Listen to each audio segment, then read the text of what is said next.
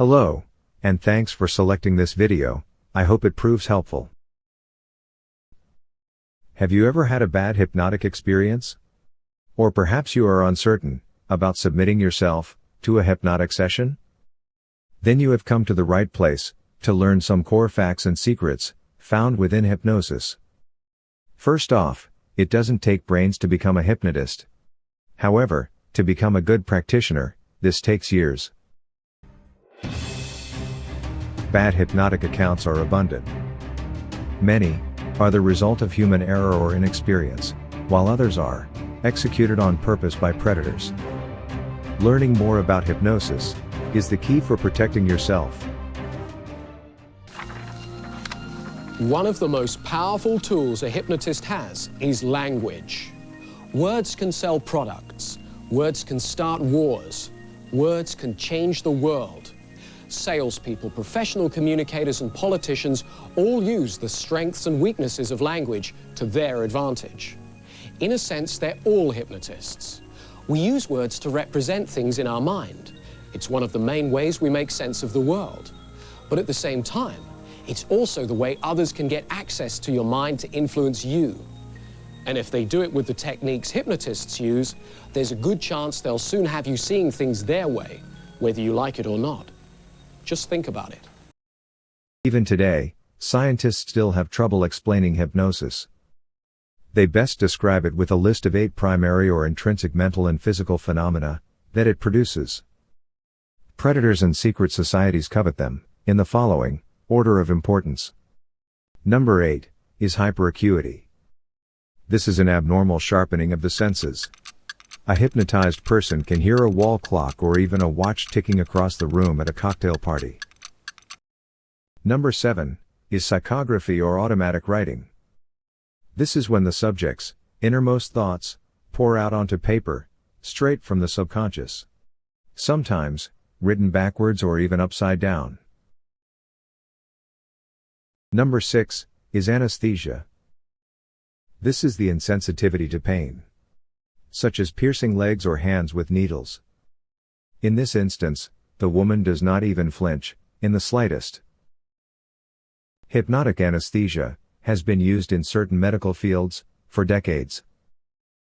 Number 5 is catalepsy. This is far more than just the waxy rigidity of the limbs. A deeply hypnotized person can easily become severely frozen and immobile.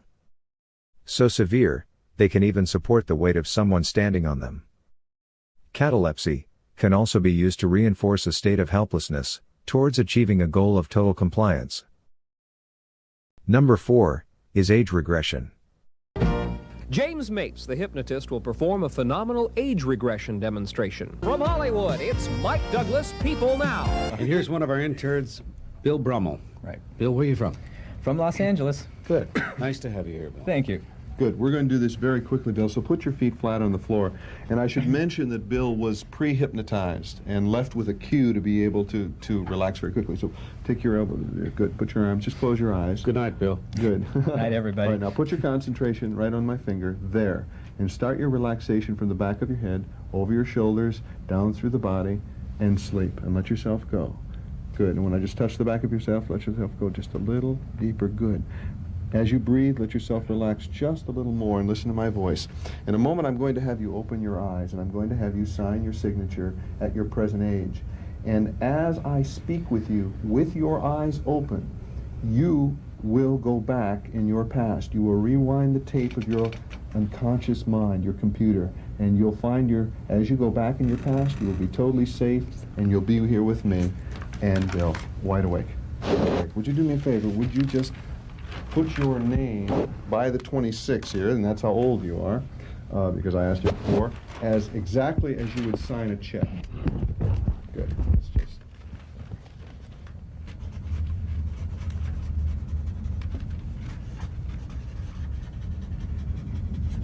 Very good, Bill. Now, just close your eyes, and you are now 12 years old. Everything is exactly as it was when you were 12 years old. You're 12 years old, you're safe, you're happy, you're here with me, you're 12 years old and wide awake. How old are you? 12. Just listen to the voice also as we do this. Would you do me a favor, Bill? Would you just put your name by the 12, please? Just put your name and take your time. Now, the beauty of age regression is that it can be used for the elimination or reduction of fears and phobias. You put your last name there too, Bill. It's also used in police work. It's used to obtain information from our past that can clue us into why we are the way we are. Very good. And close your eyes. You're 5 years old, and everything is exactly as it was when you were 5 years old. You were 5 years old yesterday, and if you had a birthday party, you're at that birthday party now. You're there. Now it's the day after your 5th birthday party, Bill. Wide awake. How old are you? I'm 5. Can you put your name on this paper right here? Good. I think so. Good. Just put anything you want there. Just good. And draw me a little picture there while we're talking. We'll hold this up for the camera in a second, but he printed bumps. B-U-M-P-S, which is probably his nickname at that age. And there have been people that I have regressed who have spoken a language that they haven't spoken in 15, 20 years, or played a musical instrument that they haven't played before. Very good. Did you have a birthday party yesterday? And who was your best friend that was there? Mike Gibbons. And did you get any toys?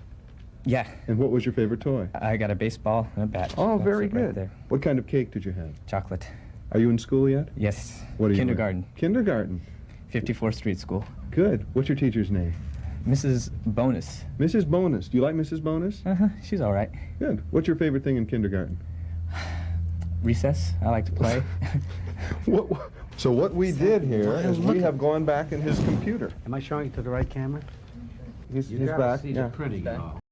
In previous age regressions, it's been revealed how a subject could even be regressed to a 1-year-old, so completely, he'll cry for his bottle. Number 3 is hallucinations. This is seeing things which don't truly exist. And about allowing oneself to descend into profound states of role play. Hypnosis shows I used to avoid ever turning people into chickens because it's cliche and silly, but then I actually learned something amazing. When you do the research, there's something amazing about people being chickens. So I'm going to do a demonstration. Deep breath in, relax, and sleep. Beautiful. You are a chicken. You peck and you say "baka," and you do all the chickeny things. You are a chicken. Chickens can come out. You can step up here. Now, one thing about chickens and cats.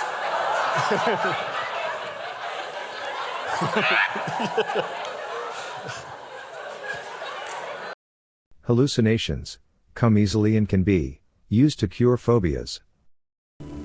The old conventional psychiatric treatments for phobias are quite different, and they can take as much as 6 months to have any real effect.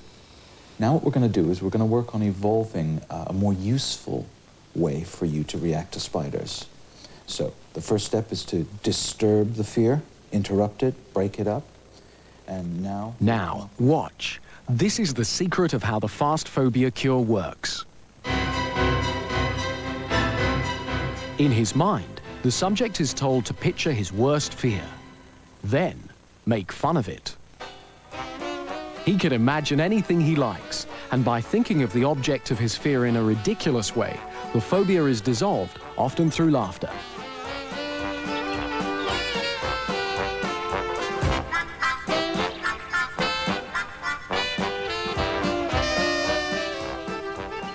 How could anyone be scared of something as silly as this? However, the opposite of pleasure and healing is pain and agony. Secret societies soon realize the benefits of creating states of constant and continuous terror, since the mind can now be used against itself. Phobia indoctrinations, such as imaginary spiders, chainsaw killers, and even cages with rats strapped to your face, are their holy grails. All resulting in states of insidious, destructive fears, so intense, victims are held hostage by them. Number 2 is amnesia. This is the blotting out of such things as names or numbers. Quick internet searches reveal simple scripts on how to induce some basic but very effective amnesias. But with laughter also comes sadness and torment. We're going to start out now with that bombshell case in Ohio, where a lawyer guilty of hypnotizing several clients so he could molest them. The women say they have no memory of what happened. ABC's Mara Schiavocampo is here with more on how the lawyer was finally caught. Good morning, Mara. George, good morning. A really unbelievable story. That lawyer admitting to using hypnosis to essentially put these women into a trance, causing them to forget hours of time during which he took advantage of them sexually. A divorce lawyer is meeting with a female client, but you've never seen an attorney behave like this guy. 1, 2, 3, sleep. He's using hypnosis to prey on women who are in a vulnerable time in their lives. As I rock you gently, the deepness of that sleep gets even better, more relaxed. Every part of you goes limp. 1, 2, 3, limp. Listen how lurid he gets. When you look into my eyes, you're going to feel such attraction and arousal. And how's this for creepy? And have you missed me? Let's take a deep breath. One more time. Okay, I gotta calm down. Let's do this together. You're gonna feel a wave of relaxation. But as this secretly recorded video shows, once this unsuspecting woman came under his spell, he implanted lewd suggestions. Every time I touch you, it's gonna be an incredible sensation of incredible arousal and excitement and intense pleasure. Some of the conversation is too raunchy to air. He used my trust in his position as my attorney to gain information about my vulnerabilities. According to legal documents, in 2013, one of Fine's clients noticed that after their appointments, her bra was disheveled and that she could not recall the entire duration of these meetings, something that happened again and again. Suspicious, she began tape recording her conversations. Learning shocking details about their meetings, she says she didn't remember. That Fine began to use code words to get her into a trance-like stage, and then engaged in a sexually charged discussion, saying things like, "At the count of 3, you won't be able to control yourself." And our top, intrinsic phenomenon, is revivification. This feature is the most important one of all, to secret societies. Occult film examples are next to impossible to obtain. Therefore, this following example is from The Hot Rock, a movie created in 1972. Is the plan? No. On that one, we don't get the diamond. You got one when we do get it? The only trouble is we also get caught. I tried everything I could think of. I did. But you see, the walls of the vault are 27 inches thick. And if that's not enough, miasma. Miasma.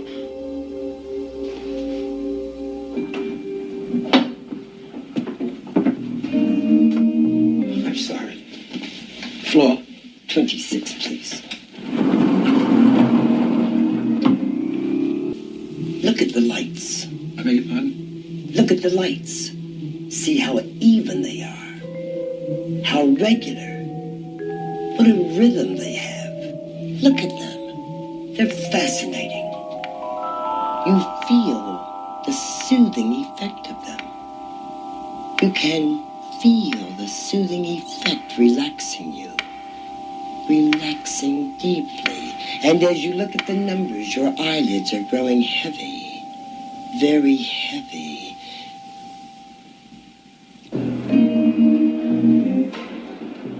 I'd like to see about running a safe deposit vault. Yes, a safe deposit. You see, you can do everything I tell you to do, is that right? Yes. That is right. And you will do everything I tell you to do, is that right? Yes. Yes, that is right. You are deep asleep. Soon, a man is going to come into your place of employment, into the bank where you work. Do you understand me? Yes.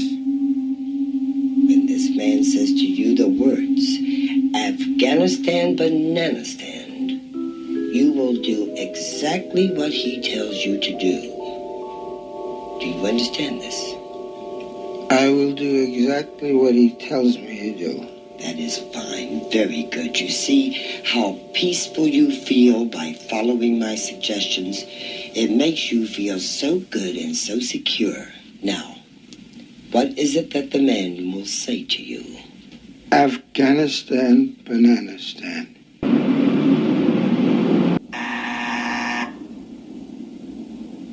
Your key, sir. I can take it to an alcove if you prefer privacy. That won't be necessary.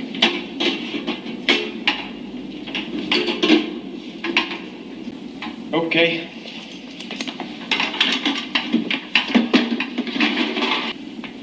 Thank you. Wasn't so long. No, sir. Afghanistan, Bananistan. Yes, sir. We'll open this box now. Yes, sir.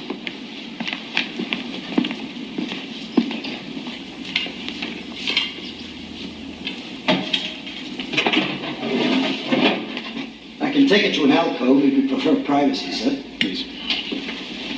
As you can see from this example, hypnotic revivification can use to return a subject to a former trance, implanted hours, days, months, and even years earlier.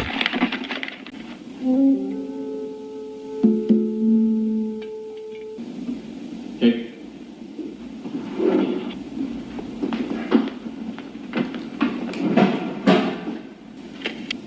Your key, sir. Good morning. Good morning.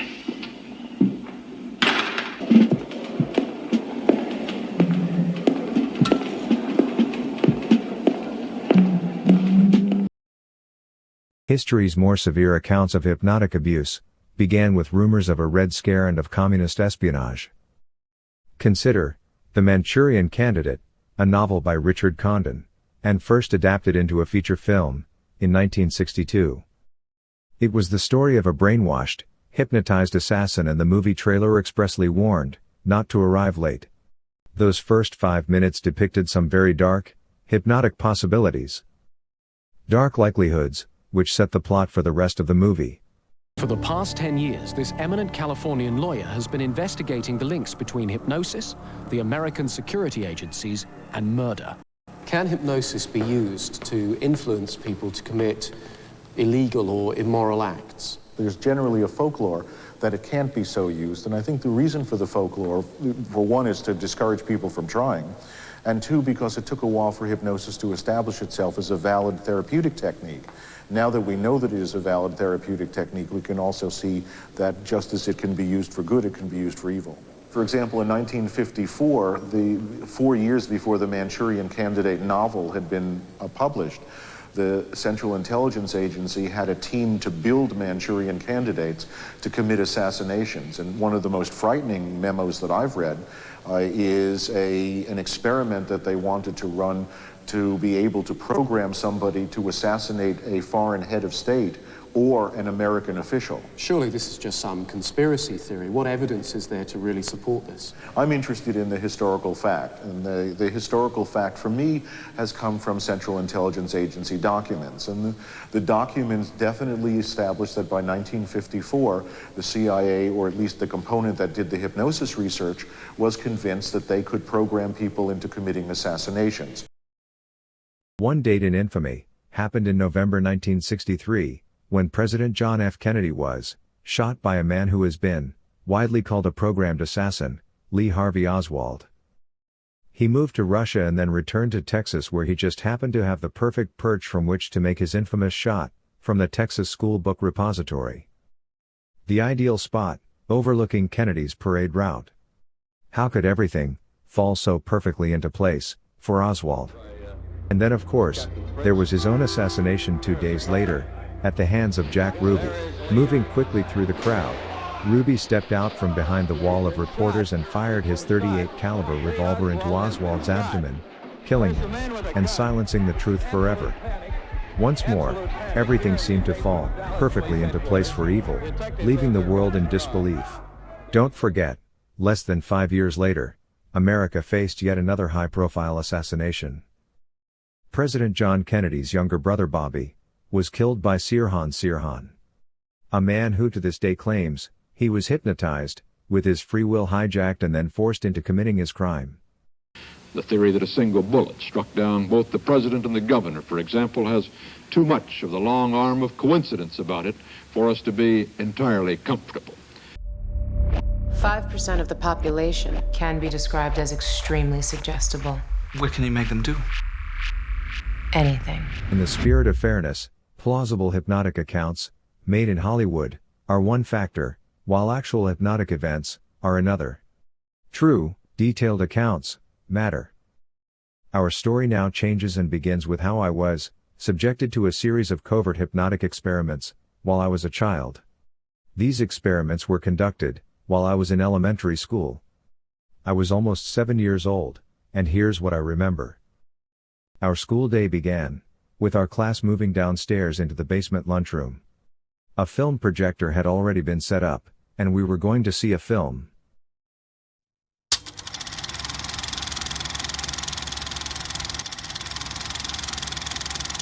At first the metronome seemed harmless, comical even.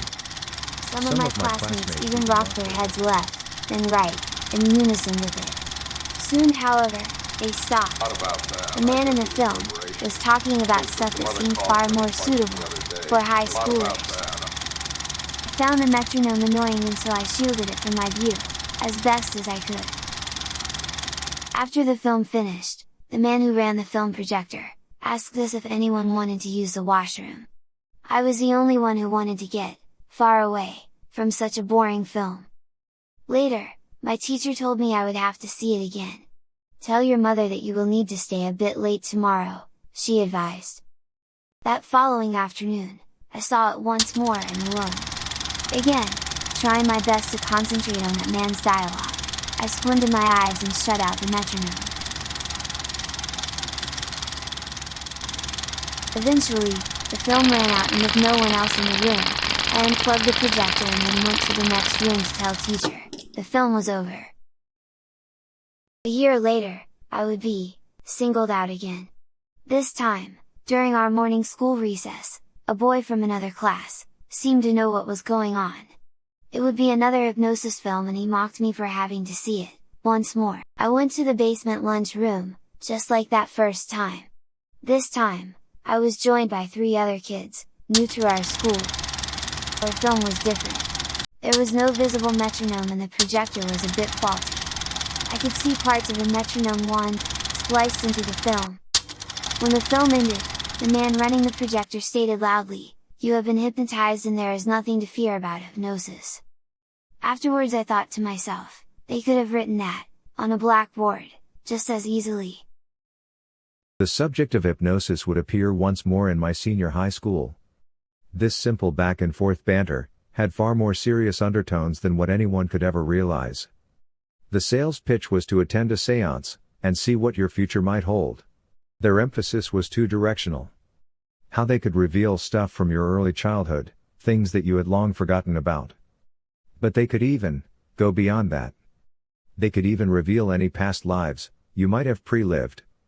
Certain students boasted about how gifted these people were. Then there was the other direction, towards the future. They were so sensitive that they were able to foretell your whole future, right up until your own death. The adults, conducting their seance, are very good at it. I don't know how they do it, but they sure blew my mind. You just got to be willing to be hypnotized, that's all. The conversations and the boasts progressed. If what they show you is possible, then you might be able to change certain things. Even bad things, and even avoid an early death. Who wants to die at 17? Think about it.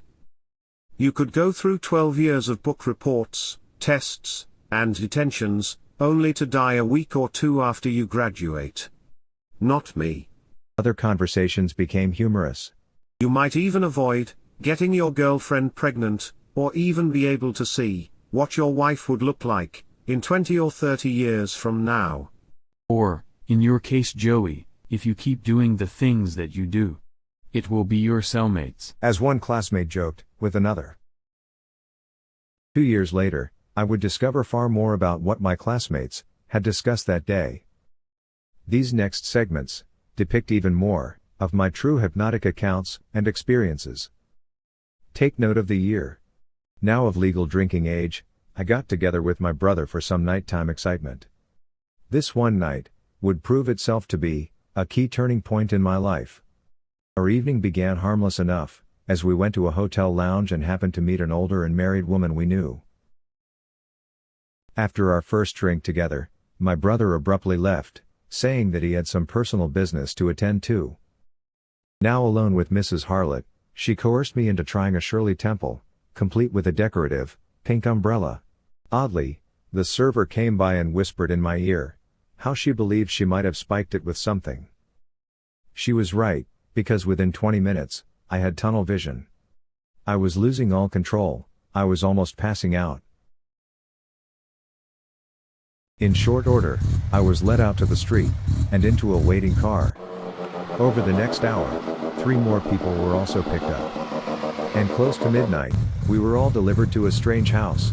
Still heavily sedated, I found myself in a basement, laid out on an improvised table, and nearby were cheap curtains, creating a small, cordoned-off area. An old woman wearing an unusual robe, with white-edged trim, came to look in on me. I soon found myself surrounded by a group of people, all wearing the same and strange, satanic-style robes. Mrs. Harlot was also present as she declared, "You're our guest of honor, and now you need to recognize me as your high priestess. Will you please play a few games with me?" I recall counting backwards from 100. Slowly, but surely, I drifted off, like I was in a dream. And I probably only got as far as the 80s before I lost my count. Next, I was counting out 11 fingers on my hands and feeling very confused as to how such a total of 11 was even possible. I glanced down and noticed the calf of my leg being pierced by a needle. The high priestess informed me I was under hypnosis. She needed to determine just how deeply, how thorough my mind and my body was paralyzed. And now satisfied, she suggested, "Choose a color, any color you want, and I'll see if I can guess what one it is." So, I thought of a yellow finch. "Your color choice is yellow, like that of a small bird. Now let's try something harder, such as a numbers game.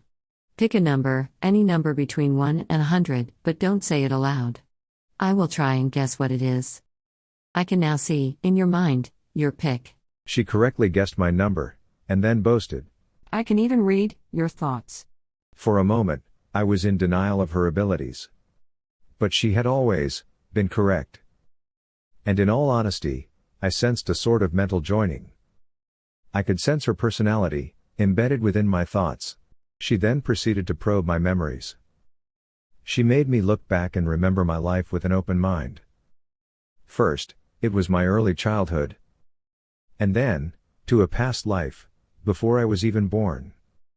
She had me believing I was at one time a famous aviator.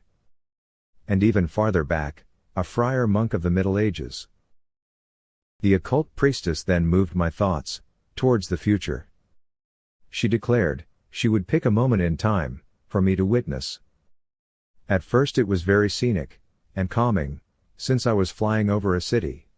Suddenly, my serenity was shattered by violent acts of jetliners impacting skyscrapers.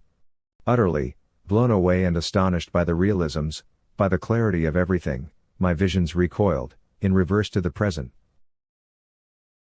Everything, and I mean everything, looked so vivid, right down to the newspaper headlines.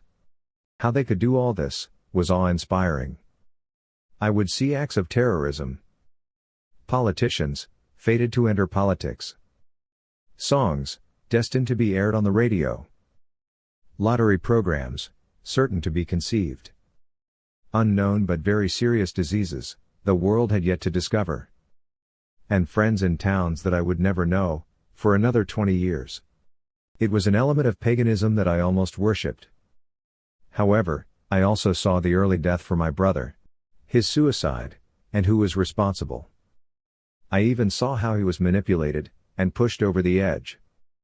It became clear, I was being led down a rabbit hole where they had the upper hand. Prophecies and predictions of this magnitude are hard for some people to accept. And very powerful for those who do. After all, how can someone possibly predict something that hasn't happened yet? But consider our history. Such as the Druids, who were the powerful and mysterious priests of the Celtic people. Legends indicate that the Druids were known as prophets, seeing into the future, and foretelling victories and disasters, such as predicting the destiny of a child yet to be born, and specifying how a person would die. Trying to predict the future, in its most simple forms, would be how we view luck, especially when gambling. On a higher level, some view luck as a supernatural force, one that exists throughout the universe. They even believe it can become harnessed. Still not convinced? Then perhaps, reflect on how many people became famous. Reflect upon their special legacies. Consider how many have done the seemingly impossible and made some amazingly true predictions. Finally, take into account the worldly roles of mystic predictions and how they helped to shape and define our religions. You might want to keep an open mind about all of this. This now prompts the question of, should this new and emerging secret society be worshipped, or better yet, feared, as they conduct their art of war in the dead of night? In any case, before this night was over, I was programmed to return to the same house in 666 days. Just like what a homing pigeon would do. Over time, I realized that the art of hypnosis easily falls into three basic categories. This is because salespeople, professional communicators, politicians and now hypnotists, all use the strengths and weaknesses of language to their advantage. From what I can tell, it's that predatory category in the middle that we all need to worry most about. And because it is being used secretly, you might have already encountered victims from this group, you just haven't realized it yet. My manipulators had combined the four hypnotic elements of catalepsy, age regression, hallucinations, and amnesia. Once fused together, they could reduce any subject into a compliant and terrified child, willing to keep dark secrets. One profound and overlooked paradox is how any trance can be deeply enriched with the use of high-grade pot or cannabis. It's like using steroids for bodybuilding, having a rocket engine, or a nuclear bomb. Cannabis use makes any trance at least 5 times more effective. Before long, amnesia money loans can turn prolific. These new arts easily evolve into amnesia sex, along with the cardinal rule to always use a condom. 4 hypnotic elements that are so effective, they discovered how they could bypass all levels of consent and create new personalities.